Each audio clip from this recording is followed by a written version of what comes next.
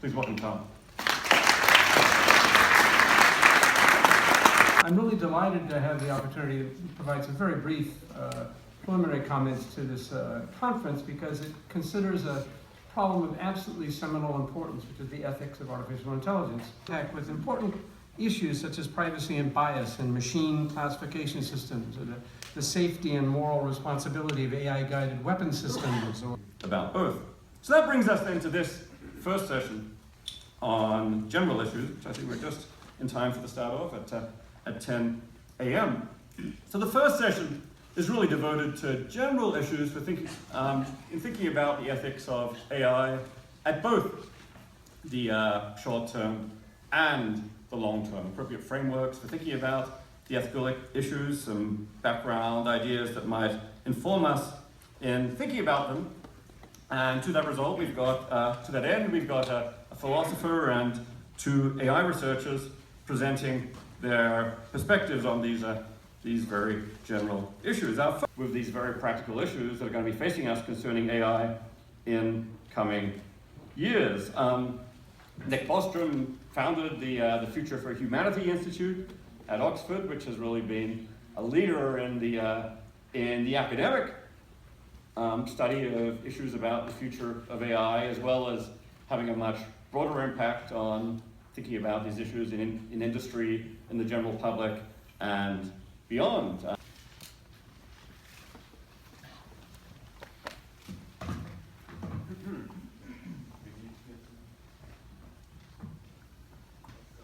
And there we have it.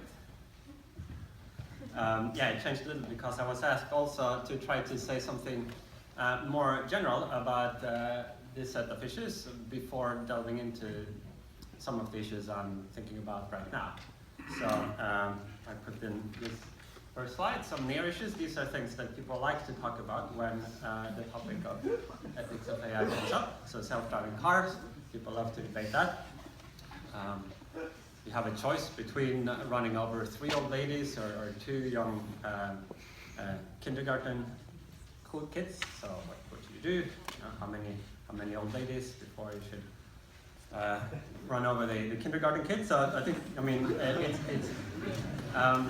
it's interesting, but maybe not the most important. So I mean, I think there's 1.2 million people dying on the roads every day, and it seems to me that from a practical point of view, the main issue there is just how can we roll out this technology sooner? How can we make progress on the engineering so that we can bring down that death toll?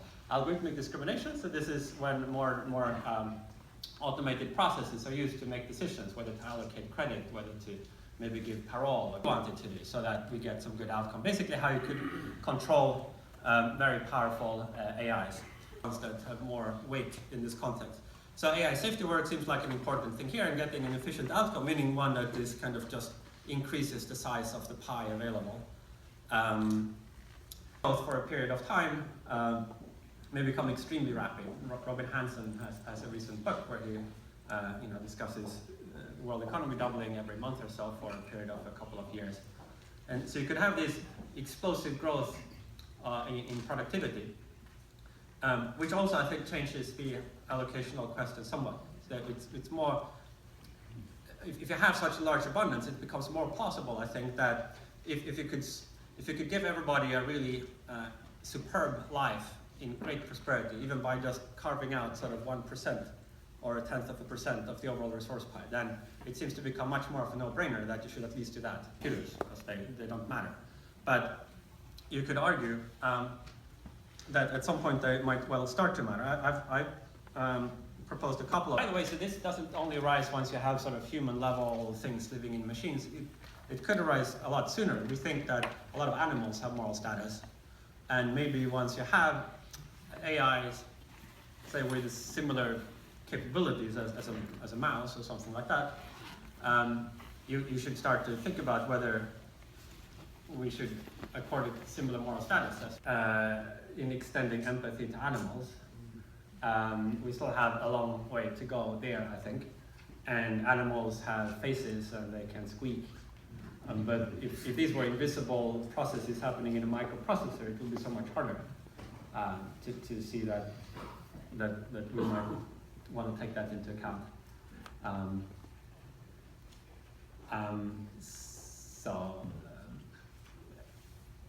To give a more detailed answer is hard because you have to sort of distinguish degrees of failing at something, the real question is maybe not what are we most likely to fail at, but where on the margin could, say, the efforts by one extra person or one extra dollar most decrease the chance of failing in a way that would make a profound difference to the future. We look at two different aspects. In one end, the integration of ethical decisions into the machines themselves. Doors, metal doors, which only open when you have the ticket, so you don't have any more to deliberate yourself whether I should buy a ticket or I should try to. I've been a pioneer in AI research for many years, back in the 1980s, doing important research on machine learning, in particular neural networks, and has been a major force in the more recent rebranding of neural network research and the world. Jan has been at NYU since 2003.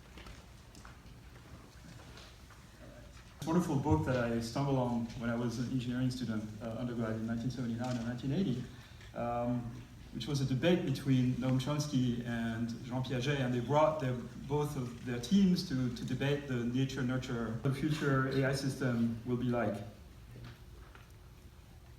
And this is where questions of the design of those machines and how we can control them will emerge.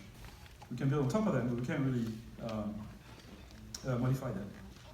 So that would be one way of preventing sort of unsafe AI, have kind of good designs for those objectives and safeguards built into those objectives. But what can possibly go wrong? Well, we can wrongly design the objective. We can build incompetent agents. And our first speaker is Peter Asaro. He's a philosopher.